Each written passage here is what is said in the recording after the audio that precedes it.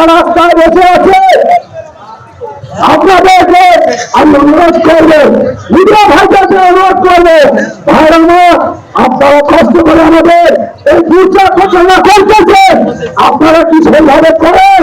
এটা যেন গতকালকে নির্বাচন কমিশনে বলছে যে আমি কি কি করে, আমি তো জানি না, এটা চার্জার ব্যাপার। আর মেয়েরা কি মামলা আপনার আপনি আপনার সঠিক আছেন, যদি আজকে আপনার অবস্থান হইত, আজকে আপনার মানুষ কেটে দিত, আপনি কথা বলতে পারছেন না। আজকে যে জনতা বাবনে বলছে কিছুটা আপনার ফেরার সংখ্যা, আমি একটি কথা বলতে চাই, আজকে ভাঙা মানুষ, আজকে মানুষ, হাবিবি মানুষ কয়েকদিন পর্যন্ত আন্দোলন করতেছে, ভাঙা মানুষ দেখে রাখিয়েছে, ভাঙা মানুষ শান্তিপূর্ণ লোক, তারা শান্তি নির্বাচন করতে চায়, তারাও ছুটি করে না, তারা হতে পারে না, তারা সন্তুষ্ট।